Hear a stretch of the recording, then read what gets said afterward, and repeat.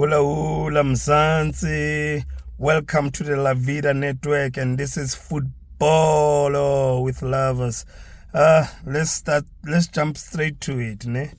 MTN 8, where Kaiser Chiefs is not there. For the first time in 6 years, Kaiser Chiefs has not qualified for the MTN 8. As we've seen last week, it started with Stellenbosch versus TX Galaxy, where TX scored first, but they lost 3-1 to Stellenbosch. And Stellenbosch was playing with the same team that they closed the league with, and they had a beautiful game. After that, it was the Pirates versus Super Sports United. What a game.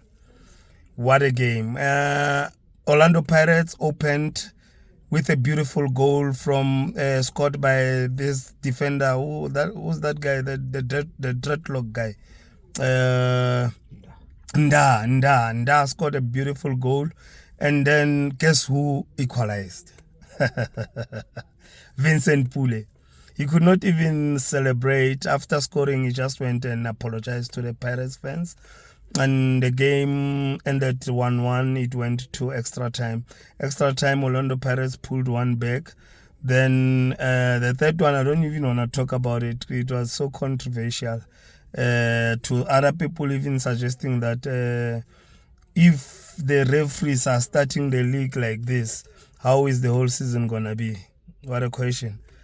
I'm asking myself now also and that was a top referee on that game. It was a top referee who was officiating the game, but then we saw what happened. Now it comes to the second round, which is the today, the third quarterfinal game, which is going to be versus Kukune United. They'll be facing off with Cape Town City, and there's something interesting with that game. Both teams went out and required serious players for this season. They're going to be serious contenders for any cup this season, both teams. Skukune went and they bought enough players to compete. Cape Town City, John Committees even said, according to what Mamelodi Sundowns has been doing to the domestic league, he wants to compete. Sundowns can't win everything. And you saw about the players that they also acquired. They even went and bought Hashim Domingo from Raja Casablanca. So you know now they are ready to compete. If they can now go about and buy players such as Hashim Domingo, you know that they are ready to compete as well. So that game starts tomorrow at 3 o'clock. That game starts tomorrow at 3 o'clock, and then on Sunday is going to be the last quarterfinal game, which is going to be Mamelodi Sundowns versus Polokwane City.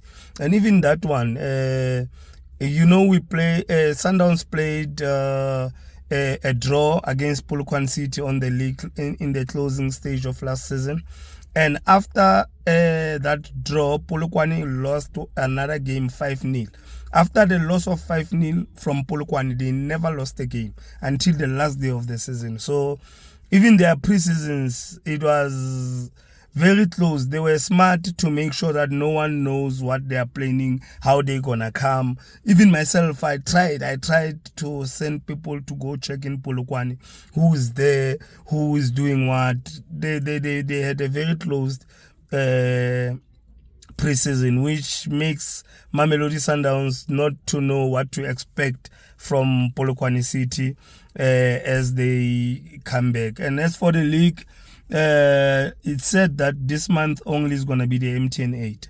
So meaning the teams that qualified for the MTN 8 are the teams that going to be participating during this month. Then the league will start from 14 September, which gives teams like Kaizer Chiefs, which I don't think their preseason was as tough as it was supposed to be.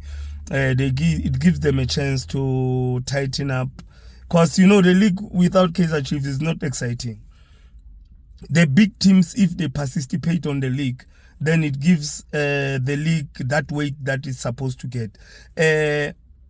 No matter which team you support, but if you are a South African citizen and which wanna see Bafana doing good, you wanna see at least most of the teams in the PSL doing good and competing. So it's very important for Kaizer Chiefs to compete so that even Bafana can be able to compete. I'm happy that they went and got Guston Serino. For 2 years, they went and got Guston Serino. There's another striker that they're still acquiring from Mamelodi Sundowns. It's Sibanyoni. I forgot his name. Sibanyoni, who was at Pretoria City. Yeah, he was on loan at Pretoria City. So Chiefs are also acquiring for him, because when I think of Kaizer Chiefs, I think their defense is not as bad, but going forward they struggle. So I think if they, with Serino registered and they can get another striker, maybe they will do better. Yeah, let's move away from Kaizer Chiefs. And other team that is coming with fire is Magesi. They newly registered Magesi.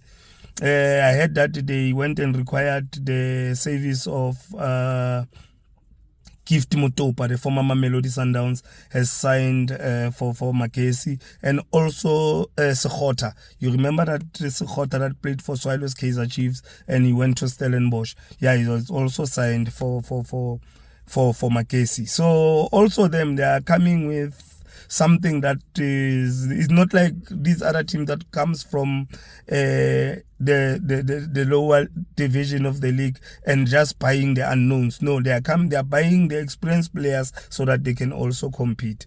Yeah, for now, let's just say we'll focus on the MTN 8 and see what does it gives us. And for the rest of the teams that are busy preparing for the season, you still have a long way to go.